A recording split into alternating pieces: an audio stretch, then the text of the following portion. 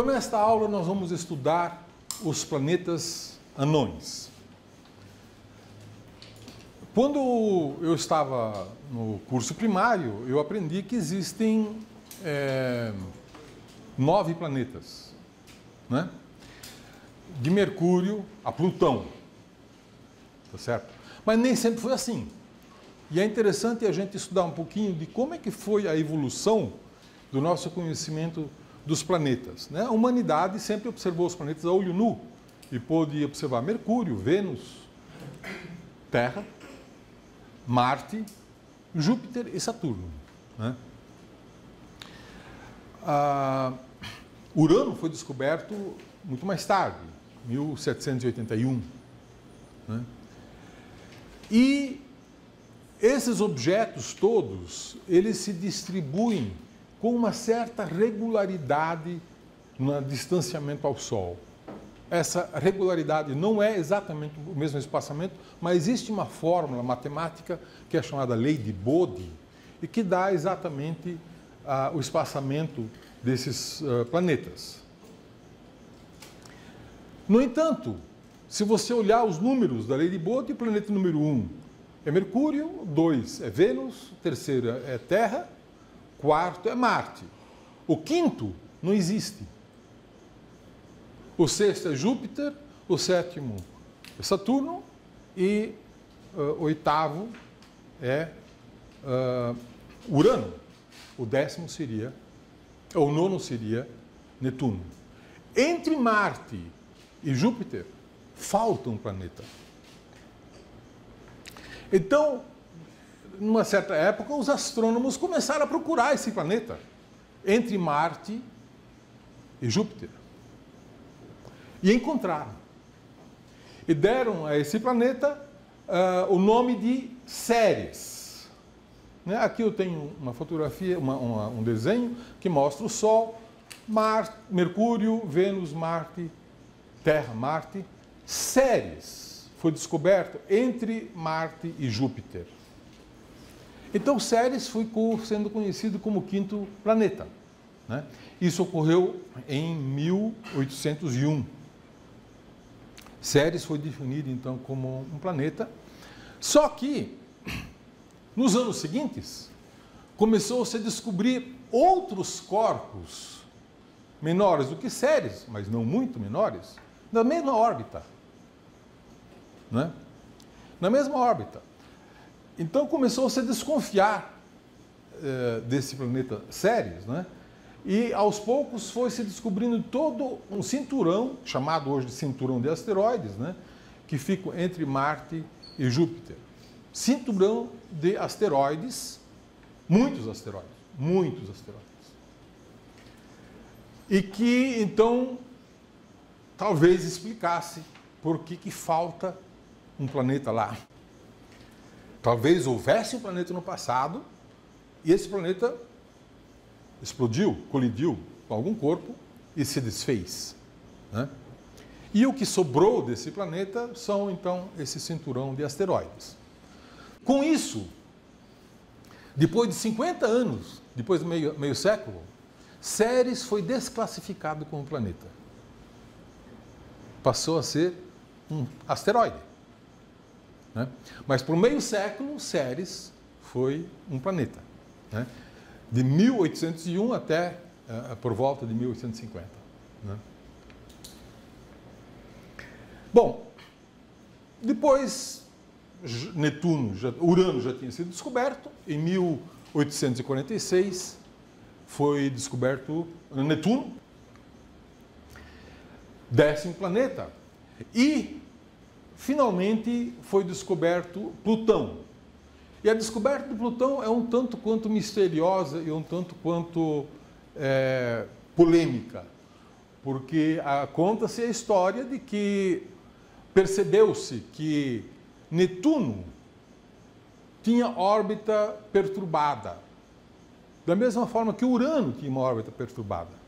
Mas havia muito pouco segmento de órbita observado de Netuno. Então o pessoal pegou a órbita de Urano e estudou em grande detalhe que, levando em conta Netuno, precisaria de algum planeta a mais para explicar as perturbações de Urano? E os astrônomos encontraram que a resposta é sim, que era necessário mais um planeta externo, e aí começou a caça a esse planeta.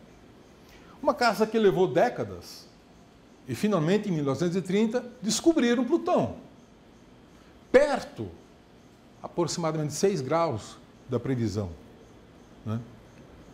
O que foi comemorado como uma nova vitória dos cálculos matemáticos. Hoje em dia, tem gente que afirma que os cálculos estavam errados e de que Plutão, na verdade, foi descoberto por acaso. Há, então, uma polêmica em torno desse ponto, nós não vamos entrar nessa polêmica. Mas Plutão tem uma massa muito maior do que Ceres. Não muito maior, mas é maior. E, finalmente, se encontrava na posição certa para ser o 9º planeta e ninguém duvidou da ideia de chamar Plutão de planeta. Passou, então, a ser o 9º planeta, né? Muito bem.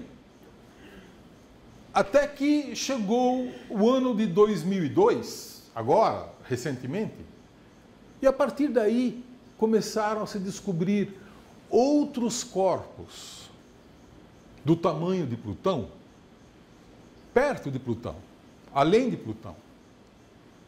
Bom, aqui nós temos a imagem, fotografia de Plutão, obtida pelo telescópio espacial Hubble, que mostra que além de Plutão existe uma lua muito de grande massa, né, chamado Caronte, que foi descoberto em 1978, muito recentemente, né, e mais 2 luas, Nix e Hidra, que são 3 das 5 luas que Plutão possui, né?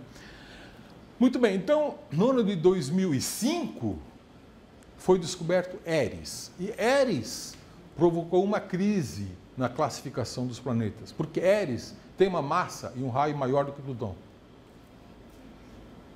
E agora? Bom, a imprensa começou a chamar Eris de o 10º planeta. Porque se Plutão é o 9º, Eris teria que ser o 10º, né? Uma massa maior e uma órbita além de Plutão, Eris teria que ser o 10º planeta, né? E isso que gerou, evidentemente, uma grande discussão entre os astrônomos, né? Só que não foi só Eris. A partir daí começaram a descobrir vários outros corpos com a massa quase igual a Plutão, né? E esses corpos todos seriam planetas? De repente, uma inflação de planetas? Objetos que, na verdade, são muito diferentes dos planetas rochosos e são muito diferentes dos planetas gasosos, né? Então, inventou-se uma reclassificação, né? Não pela primeira vez, porque você se lembra que Ceres já tinha sido classificado como planeta e depois foi desclassificado como planeta e classificado como asteroide, né?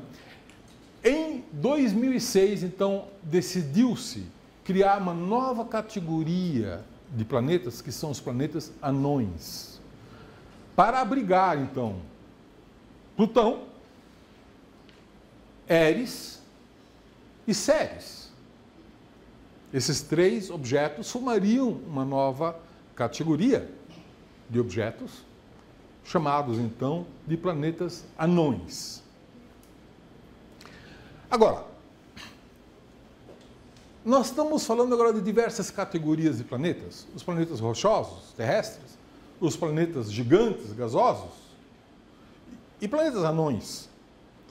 Os planetas gasosos são muito diferentes dos planetas rochosos. É muito fácil eu convencer vocês que existem 2 grupos de 4 planetas com propriedades muito distintas, né? E os planetas anões são muito diferentes dos planetas rochosos e também são muito diferentes dos planetas gasosos.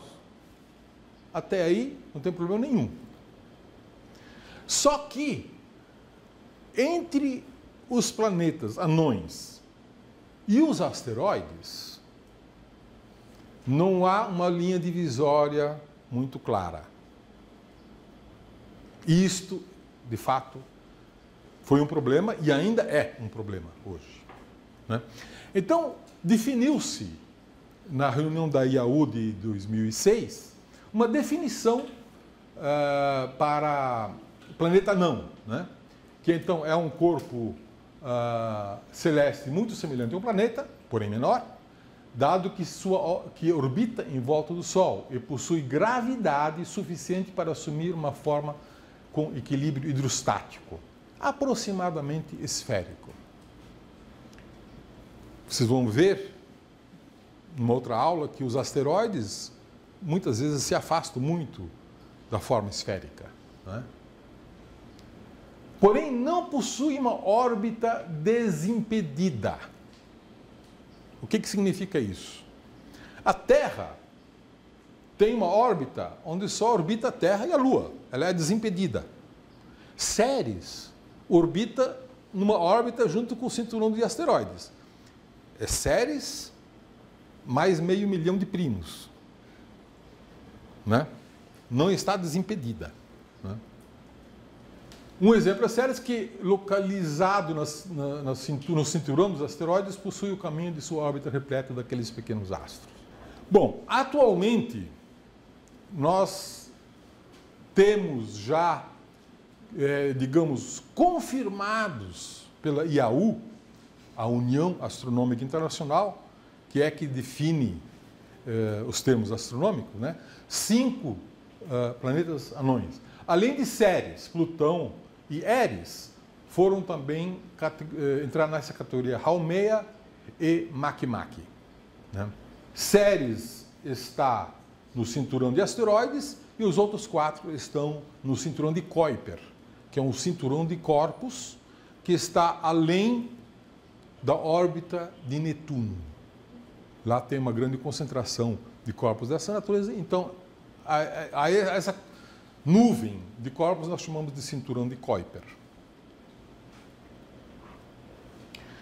Os 5 planetas anões que nós conhecemos hoje, ou melhor dizendo, os 5 planetas que foram reconhecidos até o momento, tem fila para entrar, mas até agora só tem 5 que receberam carimbo, certo? São Ceres, descoberto no dia 1 de 1801, é fácil lembrar, 45 anos antes de Netuno, né? E como já mencionei, foi definido como planeta durante meio século, né? Mas agora, depois foi desclassificado como planeta, reclassificado como asteroide, e agora, desde o dia 13 de nove de 2006, a IAU estabeleceu que ele é um planeta anão. Plutão, descoberto em 1930, foi classificado como planeta por 76 anos, e no dia 24 de 8 de 2006 foi definido como planeta anão, né? Haumea foi descoberto em 2004 e entrou na categoria de planeta anão em 2008. Makemake foi descoberto em 2005 e foi definido em 2008. E Eris, que foi descoberto em 2005, né? E que foi, então, reconhecido como planeta anão em 2006. Vocês vejam que um foi descoberto em 1801, o outro em 1930, e os outros todos a partir de 2004, 2005, 2005. Portanto, foi aí que começou a crise conceitual da classificação dos planetas. Então, em 2006, a IAU resolveu criar essa nova categoria para quê? Para causar confusão na cabeça dos estudantes de astronomia? Não só. Também para formar um quadro classificatório mais racional, baseado numa racionalidade, baseado em lógicas que agrupem os objetos em propriedades assemelhadas, né? Nós temos 5 candidatos a planetas anões que estão na fila, que ainda não foram reconhecidos como planetas anões, mas provavelmente serão, né? É que o pessoal é meio conservador, eles querem estudar bem, ter certeza, assim por diante. Esses 5 são Orcus, descoberto em 2004, 2002, MS4, descoberto em 2002, Salácia, descoberto em 2004, Quaoar, 2002, 2007, OR-10, 2007, e Sedna, descoberto em 2003. Vocês vejam que todos eles descobertos a partir de 2002, né? Houve, de fato, uma grande quantidade de descobertas a partir de 2002 que forçou a gente a ter uma nova classificação desses objetos todos, né? Antes de 2002 isso não era tão necessário assim, né? Ceres, essa é a fotografia de Ceres, obtida pelo telescópio espacial. Vocês vão notar que nenhum planeta anão tem uma fotografia tirada de perto. Eu vou mostrar aqui umas imagens de planetas anões muito bonitinhas, mas elas são todas fictícias, são todas concepções artísticas, né? Nenhuma imagem, porque nenhum foi visto de perto ainda, nenhum foi visitado por uma nave. E mesmo com o telescópio espacial, Ceres, que é o mais próximo de nós, tem esse aspecto aqui. Comparado com Plutão, Ceres é muito menor do que Plutão. Mas Eris, que é o outro planeta anão, que foi classificado no mesmo reunião da IAU, foram esses três, Eris é maior do que Plutão. E foi essa descoberta de Eris que, digamos, detonou a crise conceitual, né? A estrutura de Ceres tem um núcleo rochoso, uma camada de gelo e água. Então, Ceres tem vapor de água. Além de um núcleo, de uma camada de gelo e água, existem fontes de água vaporosa saindo de Ceres, né? Então, isso é uma boa notícia para aqueles que gostam de aventuras e acham que um dia vão povoar outros planetas. Não precisa ser planeta, pode ser planeta anão também, né? Ceres é candidato, está pertinho, né? Está mais longe do que Marte, mas está mais perto do que Júpiter. E tem água, né? Importante. Eris tem uma órbita mais distante do que a órbita média aqui de Plutão. Elas se cruzam aqui, perto de Netuno, né? As três se aproximam bastante, mas depois se afastam. Então, a órbita de Eris, em média, está bem mais longe do Sol do que a órbita de Plutão. Em média, que está mais longe do Sol do que Netuno. Nem sempre isso acontece. Essas órbitas se cruzam, né? E numa escala, então, aqui linear, você teria aqui o Sol, aqui todos os planetas rochosos, inclusive o cinturão de asteroides, inclusive Ceres, Júpiter, Saturno, Urano, Netuno, Plutão e Eris. Está aqui longe, né? É um objeto bem mais distante, pelo menos em termos do afastro, que é o ponto mais distante em que a órbita se encontra do Sol, em oposição ao periastro, que é o ponto mais próximo do Sol, certo? Periastro é mais próximo e afastro é o ponto mais distante da órbita.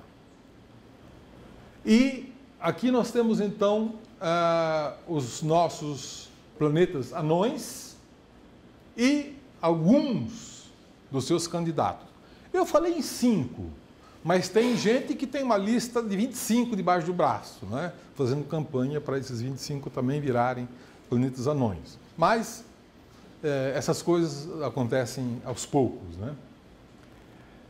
Então, em ordem decrescente, nós temos Eris, em tamanho, que tem uma lua chamada Desmônia. Temos Plutão, que tem uma lua chamada Caronte, e mais 4 outras luas, na verdade, aqui só tem 2 outras, são mais 4. Makemake, Haumea, que tem uma estranha forma alongada, com 2 luas, e Ceres, que não está aqui, mas Ceres também evidentemente classificado como planeta não. E aqui alguns dos candidatos: Sedna, Orcus, Quaoar e Varuna. Mas é claro que nós falamos em candidato, cada um faz a sua lista, né? Não são só 4 e não são só 5 os candidatos potenciais. As cores aqui, elas têm realidade física, porque você pode medir a cor. Mas todos os outros detalhes são fictícios, né?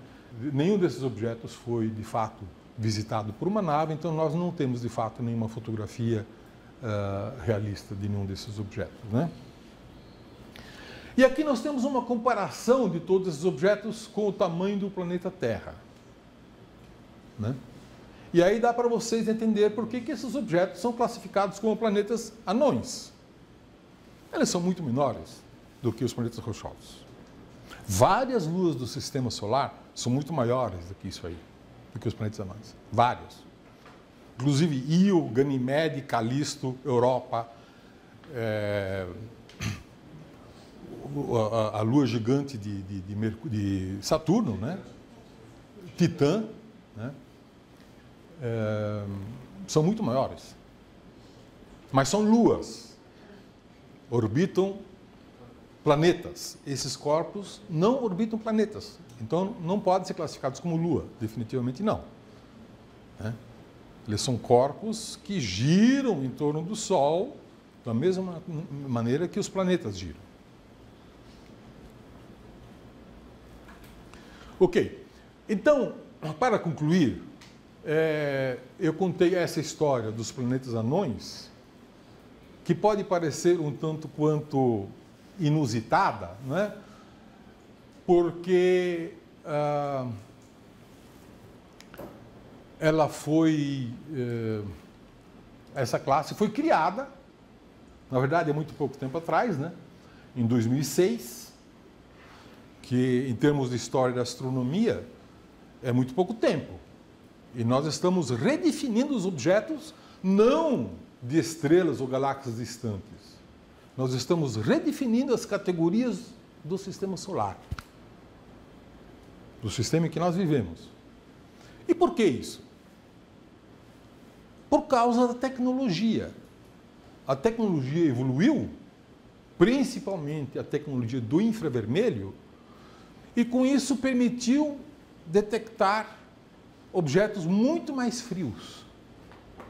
Portanto, objetos muito mais distantes do Sol, mas ainda pertencentes ao Sistema Solar, né?